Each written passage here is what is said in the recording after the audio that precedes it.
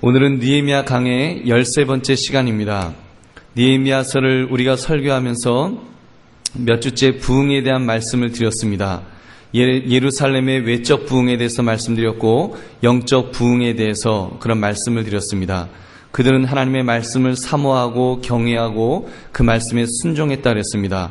그러다 보니까 회개의 역사가 일어났다는 것도 말씀드렸습니다.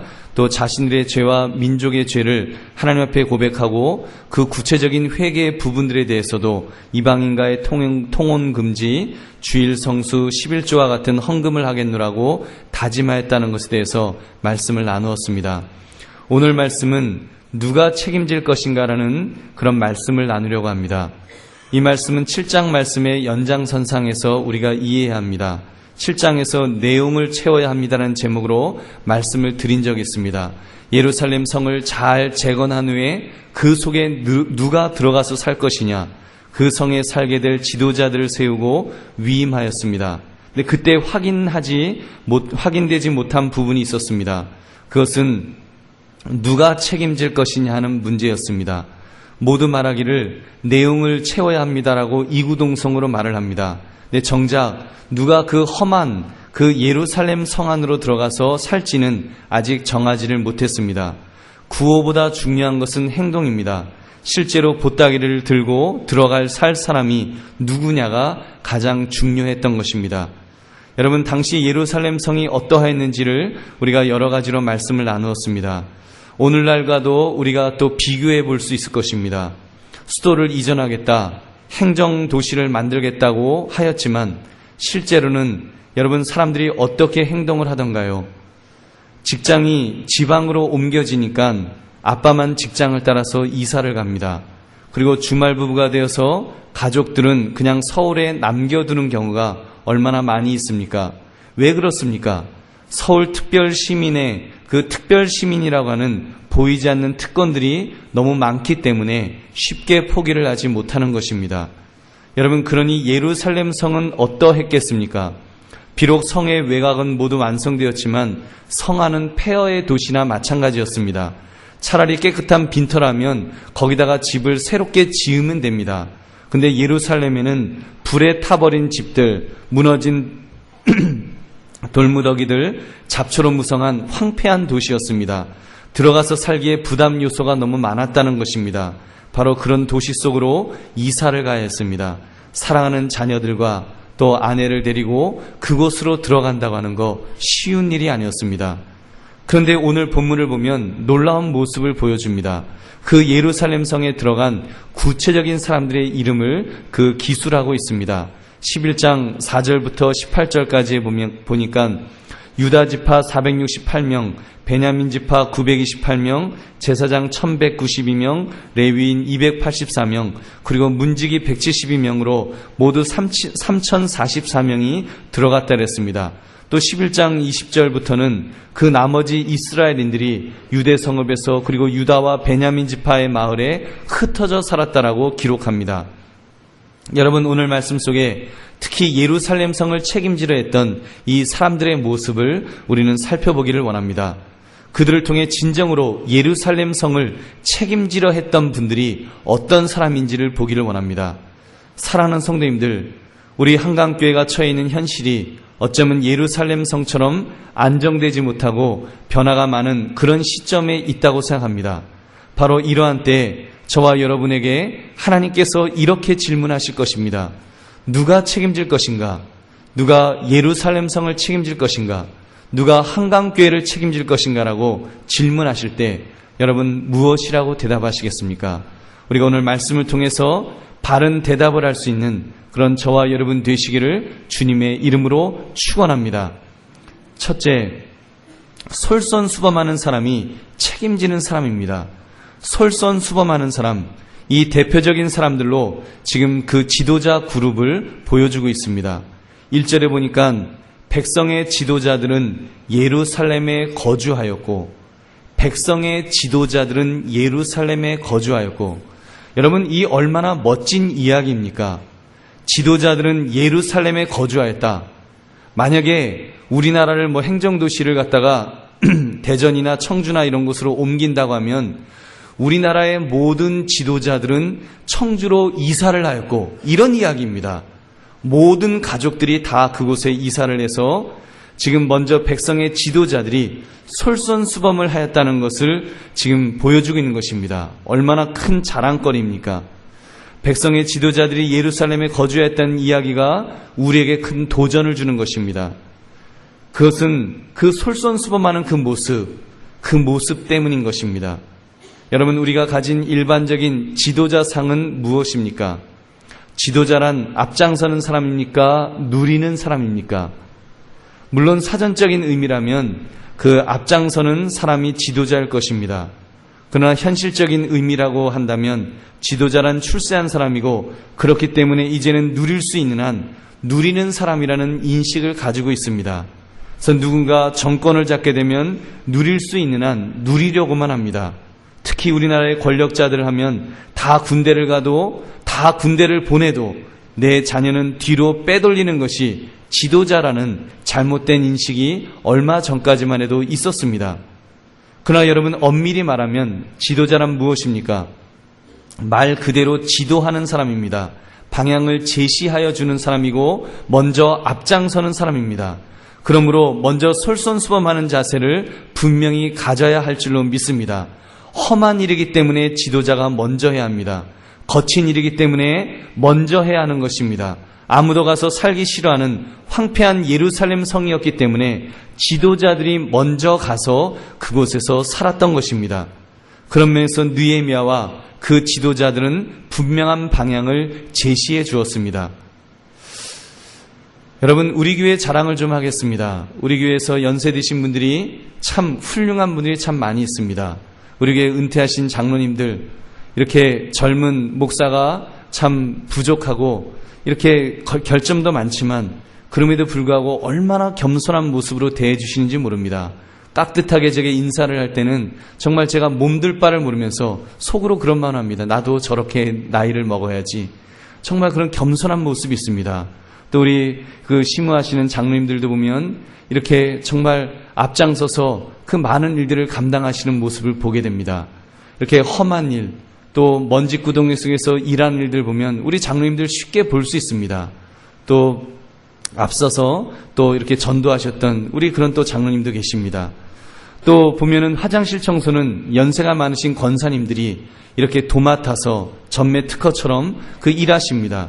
또 우리 구역장님들을 보면 어떤 구역은 정말 참 답답한 그런 구역 식구들이 이렇게 오는데 그래도 언젠가 사람 되겠지요 하면서 믿음으로 이렇게 또 돌보시는 그런 모습들이 있습니다. 또 토요일 날 교회 나와서 예배실에 그 의자며 구석구석을 또 청소하시는 그런 귀한 분들도 계십니다. 여러분, 그분들의 특징이라면 누가 시켜서 억지로 하는 것이 아닙니다. 마땅히 내가 해야 할 일이라고 생각하며 솔선수범하는 줄로 믿습니다. 사랑하는 성도님들, 누가 책임질 것인가라고 말할 때 내가 책임지겠습니다라고 말할 수 있는 여러분, 그렇게 앞으로 나오시는 지도자들이 많이 생기기를 주님의 이름으로 축원합니다. 여러분, 누가 지도자입니까? 목사님, 목사님이나 지도자지 누가 지도자겠습니까? 장로님들쯤 돼야지 지도자지 누가 지도자이겠습니까? 이렇게 말하실 분도 계실 것입니다. 네, 여러분, 먼저 믿음의 선배들은 다 지도자입니다. 여러분, 먼저 살았던 인생의 선배들도 다 지도자들입니다. 먼저 직분을 맡은 분들, 중직을 맡은 분들도 지도자입니다. 여러분, 교회 장로님, 권사님들뿐만 아니라 집사님들, 또 우리 여러 교육자들, 모든 분들이 지도자라는 것입니다. 각 기관의 임원들도 다 지도자들입니다. 여러분, 그렇게 볼 때 꼭 교회가 아니라도 마찬가지죠. 학교에서 후배들이 있으면 그분은 선배로서 지도자입니다. 자녀를 두었다면 여러분, 부모는 그 자녀들의 지도자들입니다. 그렇다면 누가 책임을 질 것입니까? 누가 교회를 책임질 것입니까? 누가 학교를 책임질 것입니까? 누가 직장을, 사업장을, 여러분의 가정을 책임지겠습니까? 저는 지도자된 우리들이 먼저 책임을 지는 솔선수범의 모습이 있어야 할 줄로 믿습니다. 여러분, 그런 지도자가 먼저 솔선수범할 때 엄청난 영향력을 발휘하게 됩니다. 오래된 이야기지만 전 미국의 대통령이었던 카터 대통령에 대한 일화가 있지 않습니까? 그분이 대통령직으로 있을 때는 별로 훌륭한 일을 많이 하지 못했습니다. 근데 오히려 퇴임한 후에 그분이 20여 년을 갖다가 해온 일이 있습니다. 그것은 그분이 바로 그의 손에 망치와 못을 들고 집을 짓는 것이었습니다. 자기 집을 짓는 것이 아니라 집이 없는 사람들을 위해서 집을 지어주었습니다. 전 세계를 다니면서 그 헤비타트라고 하는 기독교 단체에서 그 일을 감당했습니다. 보통 지도자들이라고 한다면 아마 연설을 할 것입니다. 여러분, 집을 지어줘야 됩니다. 가난한 사람들의 집을 지어줘야 합니다. 이렇게 몇 번 연설하고 끝났을 수도 있을 것입니다. 그러나 카터 대통령은 자기가 직접 일꾼들의 틈에 끼어서 망치질을 하고 톱질을 했습니다. 처음에는 사람들이 쇼한다, 저건 뭐 하는 거냐, 이렇게 빈정거리기도 했습니다. 그러나 그분의 봉사가 진짜라는 것을 대중들이 알기 시작했습니다. 그러자 이 헤비타트 운동이 그 카터 대통령을 통해서 얼마나 더 왕성하게 이렇게 발전하게 되는지 모릅니다. 오늘 우리 한국에도 헤비타트 운동이 일어나고 있습니다. 여러분, 그런 솔선수범하는 그런 분들이, 지도자들이 있을 때 더 위대한 일이 감당되게 될 줄로 믿습니다. 그러므로 지도자로서 먼저 솔선수범을 보이심으로 더 크고 더 실제적인 영향력을 발휘할 수 있는 그런 저와 여러분 되시기를 주님의 이름으로 축원합니다. 두 번째는 순종하는 사람이 책임지는 사람입니다. 순종하는 사람, 본인에게 맡겨진 일에 대해서 순종할 줄 알아야 합니다. 1절 후반부에 보니까 그 남은 백성은 제비 뽑아 10분의 1은 거룩한 성 예루살렘에서 거주하게 하고 그 10분의 9는 다른 성읍에 거주하게 하였다 그랬습니다. 여러분, 지도자들이 지금 지원했지만 턱없이 숫자가 부족했습니다. 도저히 예루살렘 성안을 채울 수가 없으니까 이제 제비 뽑기를 합니다. 제비를 뽑아서 10분의 1은 원하든지 원하지 않던지 간에 강제적으로 예루살렘 성에 이제 강제 이주하게 되었습니다. 놀라운 사실은요, 막상 제비 뽑기에서 그 걸린 사람들, 그 사람들이 이렇게 원망하거나 반항하지 않았다는 것입니다. 즉, 백성들은 순종할 줄을 알았습니다. 순종하는 마음으로 그곳에 기꺼이 들어갔습니다. 여러분, 당시 제비 뽑기라고 하는 것을 주목해야 합니다. 제비 뽑기라는 것이 우리가 어렸을 때 번데기 사 먹을 때 했던 그거 아닙니다. 또는 요행수를 받아서 문방구에서 상품 얻기 위해서 뽑는 그런 제비 뽑기가 아닙니다. 제비 뽑기란 인간 스스로 결정하기 힘든 상황이 생겼을 때 그 결과를 하나님께 맡기겠다는 고백 속에서 제비 뽑기를 했던 것입니다. 그래서 구약시대 때 이 제비 뽑기를 통해서 범인들을 색출하기도 했습니다. 출애굽할 때 아간이 노략물을 감춤으로 범죄하였었는데 제비 뽑기로 그 아간을 잡을 수 있었습니다. 요나가 하나님의 명령을 어기고 니느웨로 가야 될 것을 다시스로 갈 때 그에게 제비 뽑기 했을 때 그 풍랑의 원인이 바로 요나였음을 폭로하게 되었습니다. 그런 측면에서 10분의 1의 백성들은 자신들이 예루살렘에서 살도록 뽑혔을 때 그것은 하나님의 뜻으로 이렇게 믿었던 것입니다. 하나님의 뜻으로 믿었기 때문에 그들은 그 결과에 순종하였던 것입니다. 여러분, 이 순종하는 모습이 아름다운 줄 믿습니다. 여러분, 우리는 어떠한 결과에 대해서 순종하지 못하는 비겁함이 있지는 않습니까? 그 결과가 나의 이익에 반대될 때 판을 뒤집어 버리려는 강팍함이 있지는 않는지요? 여러분, 이 시대의 정치 상황을 보면 참 그런 모습이 많이 있습니다. 우리의 정치 상황은 승복이라는 것이 없습니다. 도대체 승복을 할 줄 모릅니다. 정당하게 이겨도 정당하게 져도 끊임없이 불복합니다.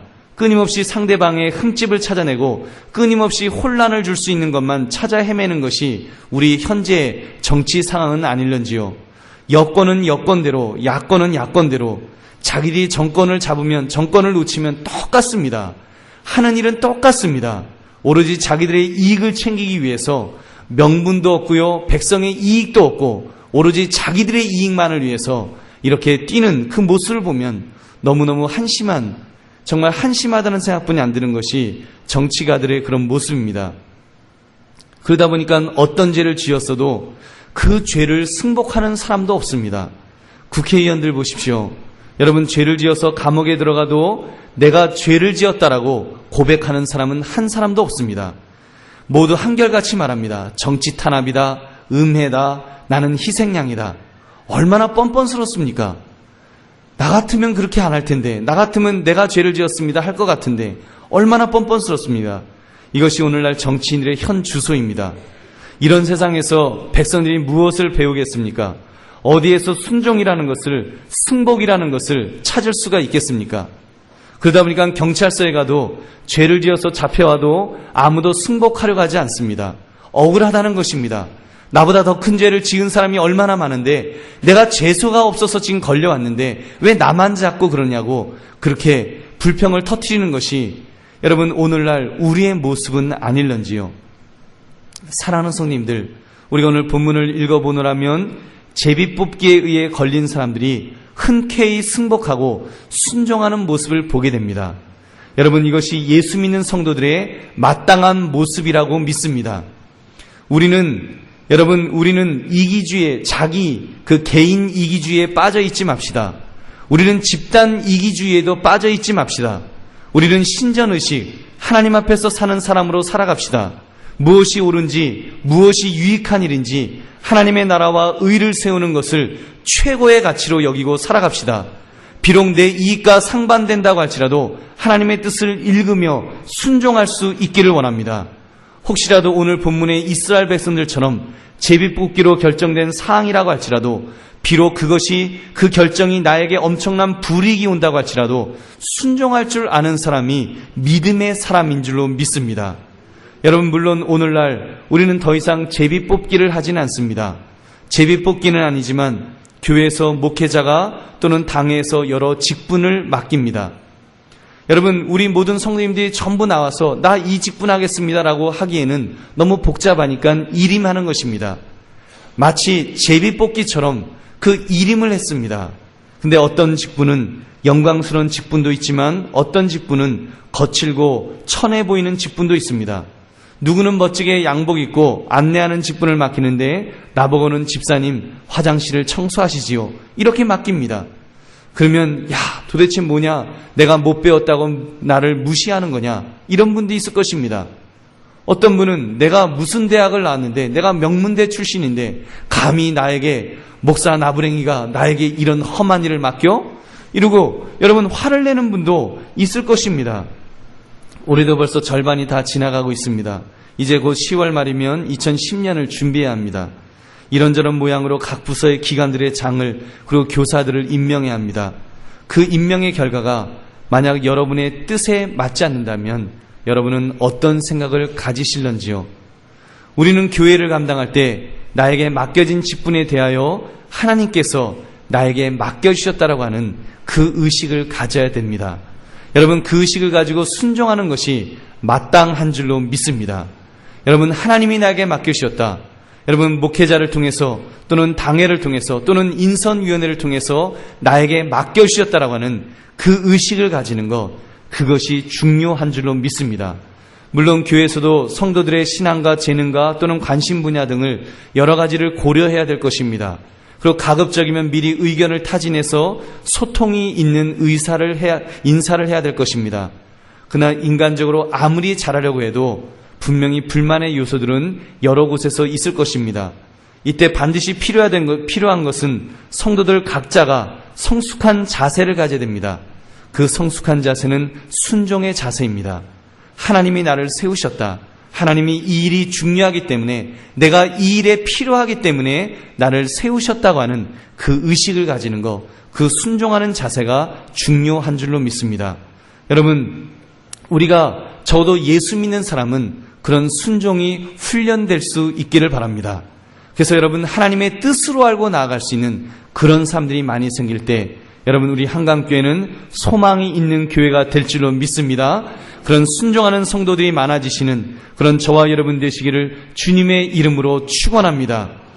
마지막으로 자원하는 사람들이 책임지는 사람들입니다. 자원하는 사람들이 책임지는 사람들입니다.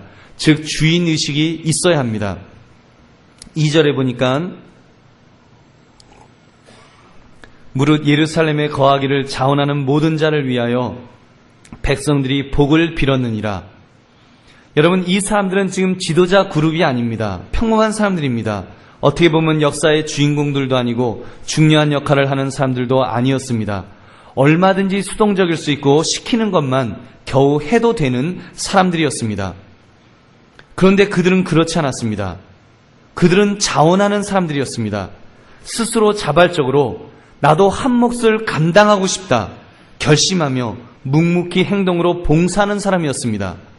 정말 이 예루살렘 성에 내가 필요하겠구나, 내가 가면 조금이라도 도움이 되겠구나, 내가 그 비어져 있는 예루살렘 성을 채워야 되겠구나, 그 생각을 가지고 있는 사람들입니다. 이들은 말없는 다수였습니다. 저는 이 자원하는 그룹, 말없는 다수의 자발성이야말로 이스라엘 공동체를 세워주었던 가장 큰 힘이었다고 믿습니다. 여러분, 이 모습, 이것이 있어야 됩니다. 이들은 아무리 보아도 들어갈 사람들이 부족하니 나를 희생해서라도 내가 들어가야 되겠다라고 마음을 먹었던 사람들입니다. 이들에게 좀 더 점수를 준다면 그들의 영적 안목입니다. 또는 그들이 그렇게 했더니 또 복을 받은 면도 있을 것입니다. 그것은 예루살렘 성의 영적인 가치입니다. 그것은 하나님께 제사를 드리는 성전이 있는 곳이었습니다. 성전 가까이, 여러분, 성전이 그 예루살렘 성 안에 있었다고 하는 것은 하나님이 임재하시는 도성이라는 의미입니다. 비록 거친 곳이고 황폐해진 곳이지만 그것은 하나님이 임재하시는 하나님의 도성이었습니다.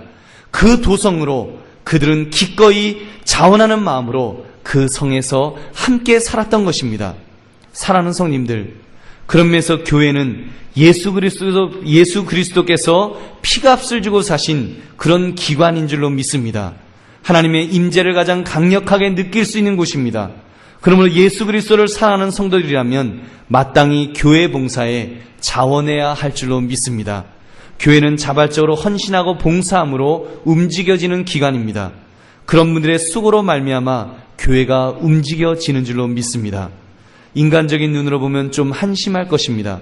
이 바쁜 세상에 그 귀한 시간을 들여서 교회는 왜 나오는가? 나와서 더구나 봉사는 왜 하는가? 구제는 왜 하는가? 여러분, 근데 그렇지 않습니다.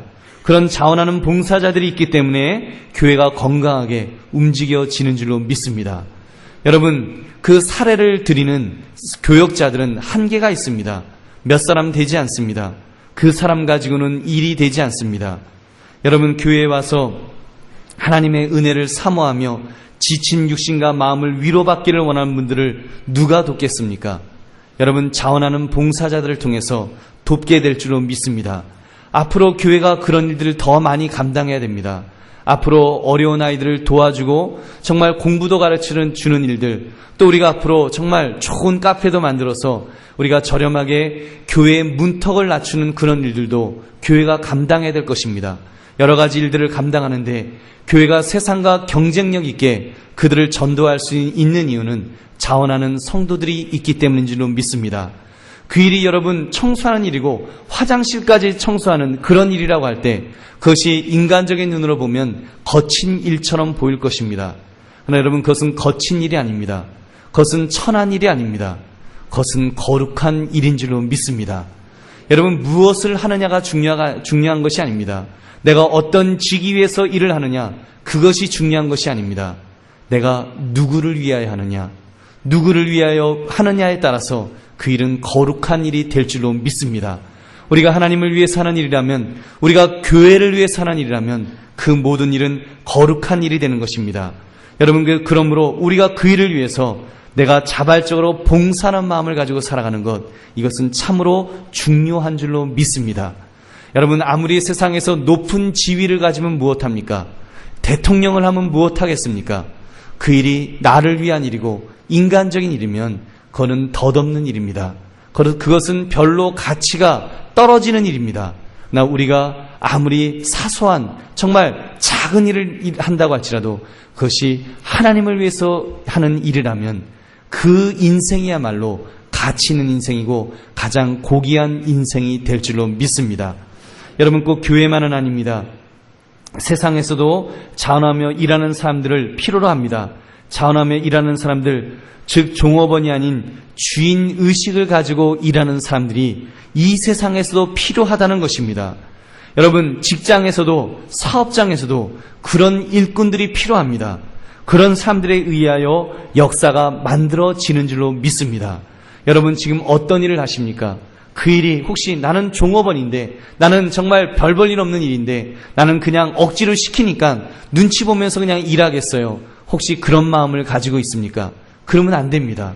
주인의식을 가지고 자발성을 가지고 일해야 할 줄로 믿습니다. 몇 년 전 맥도널드의 사장으로 최연소 CEO가 된 적이 있습니다. 맥도널드가 전 세계 한 120여 개국에 또 몇만 개의 점포가 있으며 매출액이 몇십조 원이 되는 그런 거대한 글로벌 기업입니다. 이 기업의 총수가 된 사람은 찰리 벨이라는 사람입니다. 그는 15살에 아르바이트생으로 그 맥도날드에서 일하게 되었습니다. 근데 그는 그때 자주 오는 고객에게 혜택을 주는 등의 판매 아이디어를 이렇게 내어서 매출을 늘려 매니저의 눈에 띄었다고 합니다. 15살에 아르바이트 했는데 19살에 매니저가 되었습니다. 그리고는 초고속 승진을 계속해서 마침내 43살의 젊은 나이에 최고 경영자가 된 사람입니다. 여러분, 이 시대에 공부를 많이 한 사람들은 많이 있습니다. 나름대로 실력을 갖춘 실력자들도 많이 있습니다. 근데 이 시대에 주인의식을 가지고 자발적으로 자원하는 마음으로 일할 수 있는 사람은 많이 없다는 것입니다. 사람은 많은데 쓸만한 일꾼이 없습니다. 정말 주인처럼 일할 사람, 주인보다 더 열심히 일할 사람, 사장보다 더 열심히 일하는 사람, 그런 사람이 없다는 것입니다. 여러분, 그런 사람이 역사를 만들어가게 될 줄로 믿습니다. 여러분, 그런 사람이 되면 내가 세상적으로 좀 실력이 떨어져도, 여러분 세상적으로 학벌이 좀 떨어져도, 여러분 그런 자발적인 마음을 가지고 주인의식을 가지고 나아가는 그런 사람이 크게 쓰임받게 될 줄로 믿습니다. 저는 우리 성도님들이 그런 자원하는 자세로 인생을 살아갈 수 있기를 바랍니다. 교회 봉사에서도 자원하는 자세로 봉사할 수 있기를 바랍니다. 또한 직장이나 사업장에서도 그런 자원하는 자세, 주인의식을 가진 적극적이고 긍정적인 자세로 일하는 사람들이 많이 있어지기를 바랍니다. 그렇게 자원하는 마음, 주인의식을 가지고 그렇게 일하시는 저와 여러분 되시기를 주님의 이름으로 축원합니다. 말씀을 맺습니다. 오늘 이 자리에 앉으신 여러분들, 여러분 우리가 교회를 향해서 한번 책임의식을 가져보시기 바랍니다. 주변을 보십시오. 우리 한강교회를 가만히 생각해 보십시오. 우리 교회는 연세가 많으신 분들이 많은 교회라고 할 수 있습니다. 그 말은요, 10년 후, 20년 후가 밝지 못하다는 이야기도 됩니다. 그뿐 아니라 재개발을 앞에 두고 있습니다. 건축도 해야 합니다. 앞으로 동네도 교회도 점점 심란해질 것입니다. 이 지역을 떠나고 싶고 교회를 떠나고 싶은 마음도 들 것입니다. 잘 준비된 교회에 가서 편안하게 신앙생활을 하고 싶은 욕심도 생길 것입니다. 그러나 여러분에게 분명히 말씀을 드립니다. 나의 때에 교회 건축을 한다고 하는 것은 굉장히 좋은 일입니다. 여러분, 내가 내 생전에 교회를 건축할 수 있다고 하는 것은 그것은 축복입니다. 여러분, 다윗은요, 건축을 하고 싶어도 하나님이 허락해 주시지 않으셨기 때문에 그는 건축하지 못했습니다. 아들에게 넘길 수뿐이 없었습니다. 그런데 여러분, 우리 때에 여러분 건축할 수 있다는 것, 이거 엄청난 복입니다. 여러분, 그러므로 나를 통해서 교회가 건축됨이 정말 복이라는 사실을 여러분 인식하시기 바랍니다. 그래서 내가 참으로 하나님, 내가 쓰임받기를 원합니다. 여러분, 여러분에게 하나님께서 큰 기대하시는 거 아닙니다. 우리가 그런 주인의식을 가지고 내가 봉사하고 내가 교회를 위해서 섬기고 내가 교회를 위해서 전도하고 참으로 하나님을 위해서 내가 일하겠다고 하는 그 마음 자세, 그것이 중요한 줄로 믿습니다. 여러분, 많은 교회들이 건축하는데 우리 한강교회는 다른 어떤 교회보다 좋은 조건에서 건축하게 될 것입니다. 여러분, 정말 이런 경우는 쉽지 않습니다. 여러분, 이거는요, 하나님이 우리 한강교회에 주시는 특별한 은혜인 줄로 믿습니다. 우리가 그것을 위해서 기도하고 주인의식을 가지고 내가 먼저 앞장설 수 있기를 원합니다. 우리가 그렇게 할 때 여러분만 복을 받는 것이 아니라 우리가 교회 건축을 통해서, 성전 건축을 통해서 여러분의 자녀들이 엄청난 복을 받게 될 줄로 믿습니다. 그 쪽박을 차지 않으시는 저와 여러분 되시기를 주님의 이름으로 축원합니다. 여러분, 특별히 젊은 분들에게 부탁을 드립니다. 좀 더 주인의식을 가지십시오. 여러분, 그래서 주인의식을 가지셔서 내가 참으로 교회를 만들어가겠다고 하는 그런 의식을 가져보시기 바랍니다. 얼마나 좋은 때입니까? 여러분의 마음, 정말 이런 교회가 되고 싶다. 내가 이런 교회를 정말 함께 만들고 싶다. 이런 꿈을 꾸시고 기도하시고 나아갈 때 우리가 그런 교회도 만들 것이고 또 그런 교회로 점점 준비시켜 나갈 것입니다. 교회가 점점 건강해질 것이고 점점 이 지역사를 위해서 해야 될 많은 일들을 감당하게 될 것입니다. 여러분, 세계 선교에 대해서 마음이 뜨거운 분들이 있습니까? 지금 불만이 있습니까? 우리가 지금부터 기도하며 나아가면 하나님께서 우리 교회를 통해서 엄청난 일들을 감당하게 하실 것입니다. 여러분, 그래서 소망하기는 건축을 해도 빚 없이 건축하자고 아버지 앞에 기도하는 것이 그 이유인 것입니다. 우리가 빚 없이 건축할 수만 있다면 여러분, 앞으로 얼마나 더 큰 일을 감당하겠습니까? 정말 우리가 구제하는데, 우리가 선교하는데 앞으로 위대한 일을 감당하는 그런 우리 한강교회가 되게 될 줄로 믿습니다. 그 일에 하나님 나를 써달라고, 내 젊음을 써달라고 기도하시는 우리 젊은 성도들 되시기를 주님의 이름으로 축원합니다. 또한 연세 드신 분들은 건강 달라고 기도하십시오. 아이고 건축하기 전에 나 빨리 죽어야지, 그렇게 생각하면 큰일 납니다. 여러분, 10년 사실 분은 5년 사실 분은 10년 살게 해달라고. 적어도 여러분 5년 살면 안 됩니다. 최소한 10년 사셔야 됩니다. 10년 살 분은 20년 사시고 20년 사실 분들은 40년 살게 해달라고 기도하시기 바랍니다. 그래서 전도하셔야죠. 여러분, 교회를 돌보셔야죠.